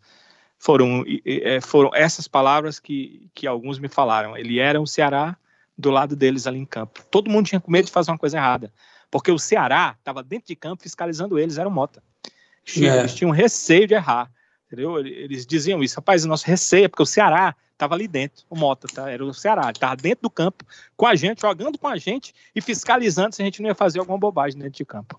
Dos que tu viu jogando, Danilo, ele foi o que talvez tu tenha mais observado essa característica, ou teve algum outro assim que chamou tua atenção? De encarnar o Ceará, né? De identificação. Não teve nenhum outro, não. Foi um negócio impressionante. Eu lembro que em 2001 o Mota veio para um momento que o Ceará teve muito bom, né, no Campeonato Brasileiro, 2001, e o Ceará conseguiu ali chegar numa segunda fase de Campeonato Brasileiro. 2001 foi meio que antagônico, né? No primeiro semestre, o Ceará foi muito mal em termos de Campeonato Cearense. No Campeonato Brasileiro, ele foi à frente no Brasileiro do que o Fortaleza, que tinha um clube muito mais estruturado. Mas tinha que ser, porque ele tinha Mota, Yarley e Sérgio Alves no mesmo time, então ele conseguiu chegar ali à frente. Acabou que o Yarley, contundido na segunda fase do campeonato, que era uma fase mata-mata, o Ceará acabou perdendo para o Avaí nas 2 partidas, lá em Santa Catarina e no PV. Por quê? O Yarley, que era o grande diferencial do time, né, um cara que carregava a bola da intermediária até o campo ofensivo e deixava em condição tanto o goleador quanto o Mota, um outro goleador como o Sérgio Alves para fazer o gol. Ele estava exatamente com um tornozelo contundido, que era o grande diferencial dele, porque ele tinha um giro, pegava a bola de costas e fazia um giro para iniciar o trabalho dele de transição. E exatamente na hora desse giro ele não conseguia, porque o tornozelo estava torcido. Ele jogou as 2 partidas com o tornozelo torcido, e aí o Ceará foi mal naqueles jogos e acabou. Aliás, lá ele nem jogou. Na primeira partida ele nem jogou porque ficou tratando. Na segunda ele jogou ainda com o tornozelo torcido e o Ceará não passou. Então, esses jogadores foram jogadores diferenciais, né? E Yarley, que sempre também falou do seu amor pelo clube, mas que alcançou tanto pelo Paysandu, chegando a jogar Libertadores, quanto pelo Boca, sendo campeão de Libertadores, e depois pelo Internacional, coisas grandes em outro clube. O Sérgio Alves foi e voltou N vezes, e chegou a jogar contra o Ceará algumas vezes por outras equipes. O Mota chegou a jogar contra o Ceará só atuando pelo Ferroviário, mas o amor e o carinho dele para o Ceará é algo indescritível. Pelo Bragantino também, né? Jogou pelo Bragantino, inclusive fazendo gol para o Ceará, né? Mas é indescritível a forma dele ser e dele gostar do clube. É um negócio assim que é ímpar. Eu lembro que desse 2011, era isso que eu ia contar, acabei esquecendo, de 2011, 2001 para 2002, né? 2001 para 2002, é isso mesmo, né? 2001 para 2002, quando ele surgiu. Em 2002 eu cheguei lá no clube, o clube iniciando fase de treinamentos, e o Mota estava lá, e eu sabia que ele não tinha renovado o contrato. E eu perguntei para ele, cara, o que tá fazendo aqui, homem? Foi muito bem em 2001, todo mundo pensava que ele ia para outro lugar. Ele disse, estou aqui porque ninguém falou comigo, eu vim para saber se não vão me querer. E não tem outros clubes? Tem, mas eu não quero ir. Espera aí. Liguei para a rádio, na mesma hora me botaram no ar, e eu tô aqui com o Mota, que tava ainda entrevistando ele, quando a direção da época mandou ele chamar para subir para assinar o contrato. O cara foi se oferecer, era o Mota. Em 2001 ele já tinha feito um grande campeonato, ajudado o Ceará no Campeonato Brasileiro, e ele estava querendo jogar porque era o time dele, ninguém tinha falado com ele foi lá para poder ver se ele podia treinar ou não. Imagina só o que era esse cara, ele realmente gostava demais do clube. Absurdo. A Lívia tem dúvidas sobre 2017, né, Lívia? Qual foi a grande diferença? Eu acho que ele já até pincelou para dizer que 2009 a dificuldade foi bem maior, né? Mas como é que foi esse 2017 para o Danilo? E emendar, qual foi o melhor jogador que ele viu pelo Ceará nesse tempo todo que ele está? Em 2017, o clube já estava mais estruturado ainda. E eu acho que o acesso à Série A foi só uma consequência, né? Apesar nos anos anteriores, o Ceará ter imaginado de um acesso, mas ter tido dificuldade para conseguir esse acesso. Em 2017, a estrutura que o clube estava, o momento do clube em si, administrativamente, ele elevou o clube até ele conseguir jogar uma Série B com superioridade sobre a maioria dos seus adversários, conseguindo inclusive vencer o Internacional lá em Porto Alegre. Então, eu entendo que foi só uma consequência o 2017 e o acesso de volta à Série A do Campeonato Brasileiro. Em relação aos atletas que eu vi jogar pelo Ceará, eu nunca vi ninguém jogar tanta bola por um clube de futebol quanto o Yarley jogou pelo Ceará em 2012. Acho que foi 2012 quando ele voltou, foi 2011. 2011. Acho que 2011? Não, 2011 na Série A. Não, 2011, não, perdão. Foi lá na Série B. Foi 2001 ou foi 2002? É porque as décadas acabam quando ele vem do Real Madrid B, né? Então acho que é 2001, né? 2001 ele veio do Real Madrid B, jogou no Uniclinic o Campeonato Cearense e foi contratado pelo Ceará. Ali ele jogou muito. Só que ele deixa o Ceará, eu não sei se ele foi jogar, acho que ele não foi jogar em canto nenhum, apenas houve um desacordo. E acho que 2002, segundo semestre, o Clóvis Dias acaba trazendo de volta. O Ceará estava muito mal, porque 2001 o Ceará foi bem no Campeonato Brasileiro, inclusive classificando, como eu contei para vocês. Em 2002 o Ceará estava para ser rebaixado. E o Ceará consegue um sprint final, acho que estava na última colocação, ele consegue um sprint final incrível. Se vocês forem olhar 2002, resultados do Ceará na fase final, o Ceará sai vencendo, mas não é que ele vence, ele goleia vários adversários em casa ali naquela fase final. Lembro muito bem de um jogo contra a equipe da Ponte Preta, se não me engano foi 3-0, e o Yarley estava jogando demais. Celso Teixeira, Danilo? Demais, era o Celso Teixeira. Ele pegava a bola na intermediária e levava a bola dentro do gol adversário. Foi uma fase espetacular. Essa fase não tem muita visão, os torcedores não têm muita visão, porque não foi uma fase de conquista, foi uma fase apenas de busca de permanência. Se o Ceará estivesse ali no meio da tabela, fatalmente o Ceará, que na época classificavam-se 8 para uma segunda fase de Série B, teria se classificado, mas ele estava tão mal que, se não me engano, ele estava na última colocação quando as mudanças aconteceram. E ele acabou terminando na 14ª colocação. Mas eram 26 times, Danilo. Eram 26 times nesse ano. O Ceará estava em 24º, era o ano que estava o Guarani de Sobral também nessa competição. E um detalhe curioso é que foi o ano que o Fortaleza subiu para a Série A e o Ceará vence o Fortaleza já nessa retomada final por 1-0, gol do Mota, né? Um cruzamento do Paulo Salles, escora o Cris e o Mota faz o gol. Lembro demais do gol. Parece que está na minha cabeça acontecendo agora. E lembro também que naquele dia o Ceará venceu e não saiu do lugar, porque ele estava, se não me engano, a 7 pontos do primeiro time fora da zona de rebaixamento. Então ele venceu, apenas diminuiu a vantagem e não saiu do lugar. O locutor que narrava aquele Ceará e Fortaleza na Rádio Assunção dizia que foi uma vitória peito de homem, no ar. Não serviu para nada. E assim que terminou de falar, eu estava ao lado do Mota e disse assim, que vitória, né, Mota? Espetacular, importantíssima. E o Wilton Bezerra me disse que o meu locutor dava murros na parede do Castelão porque eu estava dizendo isso. E eu tinha que fazer meu trabalho, eu estava fazendo meu trabalho. Foi importantíssimo, porque se você for ver o número de pontos no final, sem aqueles 3 pontos, eu não sei se o Ceará tinha se mantido na Série B do Brasileiro, não, porque ele terminou em 14º, mas as pontuações eram muito próximas ali. Então aquela vitória, principalmente sendo um clássico, moral que dá, né, foram 3 pontos importantíssimos para o Ceará sair daquela situação onde ele se encontrava. Com 3 pontos a menos, o Ceará teria 30 pontos e teria sido rebaixado o americano, tomaria a vaga dele, que tinha 32. Então, foi importantíssima a vitória, não foi? Não foi uma vitória Esse peito de homem aí serviu e muito, viu? Se fica com uns 30 pontos, teria caído. Porque o 21º que caiu pelo americano, caiu com 32. Até o empate seria ruim. Pois é. Rodrigo, tem mais alguma intervenção?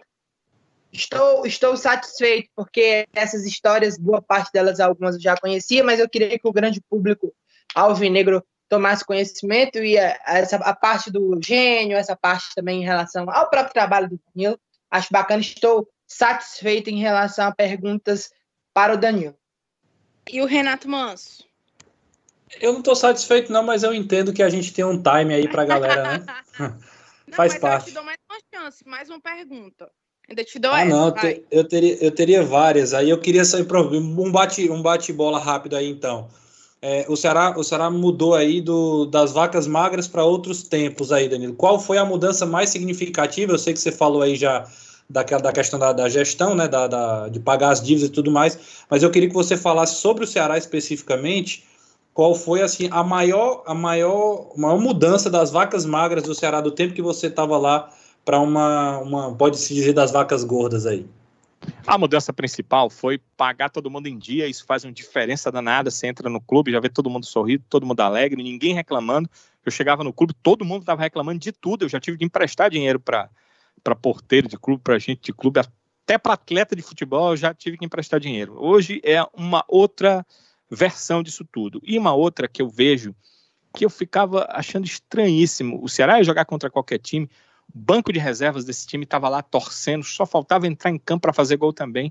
E nessa época de vacas magras, o banco do Ceará, os caras estavam lá passivos, como se não fosse nada. Eu chamava atenção para meus colegas. Como é que pode? Olha aí os caras. Estão nem aí, eles não querem ganhar o jogo. Os caras ali estão se matando para ganhar esse jogo. Eu não estou entendendo isso. Quer dizer, está todo mundo remando para o mesmo lado, porque ganhar é importante. Manutenção de emprego, melhoria para todo mundo, tem a questão do bicho também, da gratificação. Então, são mudanças que são vistas dentro, mas também fora de campo. Massa, Danilo. Eu também teria várias perguntas para lhe fazer. Algumas algumas histórias, como o Rodrigo disse, eu também já sabia. Mas eu quero agradecer mais uma vez por você honrar muito a nossa profissão. Hoje eu não estou no esporte, mas eu te admiro porque quando você é chamado para não fazer esporte, é para fazer outras coisas, como você já fez, eleição, jornalismo geral, Copa do Mundo, mesmo que é esporte, mas é outro viés, você mantém sua credibilidade, mantém a sua clareza em relação aos ouvintes e hoje também internautas e também telespectadores hoje, já que você está em todas as plataformas. Eu te agradeço demais, muito obrigada pela sua amizade, muito obrigada. Gente, eu sempre tenho um depoimento pessoal, mas é verdade. O Danilo foi o que me ensinou muita coisa. Se eu estou aqui hoje, se eu passei muitos anos no jornalismo esportivo, com certeza eu devo muito ao Danilo. Para quem não sabe, eu fiz parte da equipe. E de serviço ao esporte, o Danilo fez. Com certeza. Para quem não sabe, eu fiz parte da equipe de esporte da Rádio 100. Foi um período muito bom que a gente passou junto, foi muito bacana. O Rodrigo já gostava de mim nessa época e nem sabia, viu, Danilo? Já me escutava. Ficava ouvindo, né? Ora! Já era fã, Danilo, já era fã. Estava só esperando o momento. Eu já mandava SMS.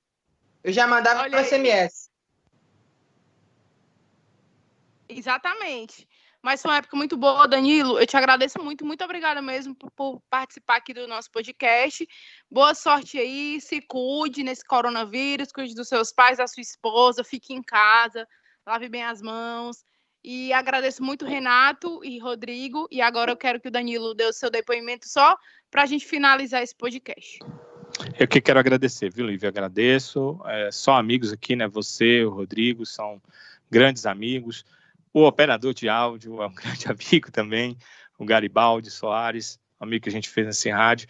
E foi muito bom vocês terem convidado o Renato, que também é um amigo que a gente tem, um amigo já dos últimos tempos, agora da nova geração, que eu gosto muito do trabalho dele.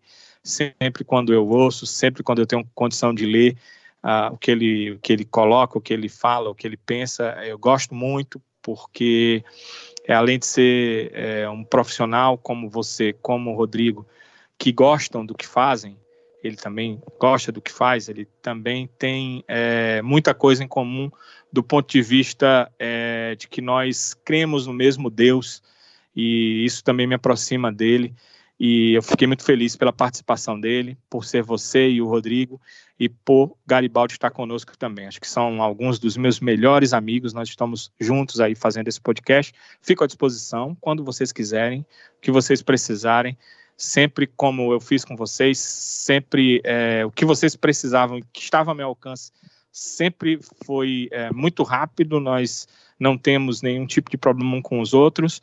Eu estou aqui à disposição de vocês para tudo e espero que tenham muito sucesso nesse novo empreendimento. O podcast realmente está ganhando aí os ouvidos de todos pelo país e pelo mundo. É uma coisa que eu gosto muito de fazer. Ouço podcast já faz muito tempo, quando ainda não era uma coisa generalizada, havia poucos, eu já gostava de ouvir, então hoje eu ouço muito mais e vou ficar também ouvindo o podcast de vocês e à disposição para o que vocês precisarem.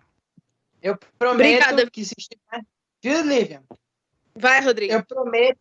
Eu prometo que se estiver ainda empregado depois da quarentena do coronavírus, pagarei uma noite de Outback para nós todos. Ora! Nós 5? Oh, Eu já me coloquei aí, meu amigo. Já. Nós 5? Nós cinco. Meu ele Deus. Ele tá incluindo o Diego Ângelo também, eu acho, viu? Também, Diego, nós 6, porque Diego Ângelo também tem que estar na panela.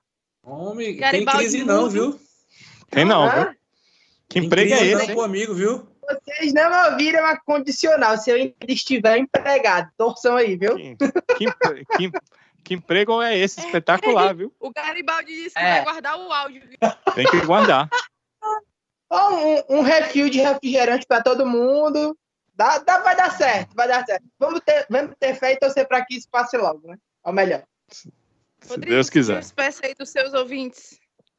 Eu queria agradecer a participação do Renato, do Danilo, do Garibaldi, a sua, Lívia. É isso, acho que a gente leva um pouquinho dos bastidores do Ceará para os nossos ouvintes. E se prepare que vem mais coisa boa por aí, hein? Não vamos dar spoiler, mas vem mais entrevistas com treinadores, jogadores importantes que fizeram parte dessa grande história do Ceará.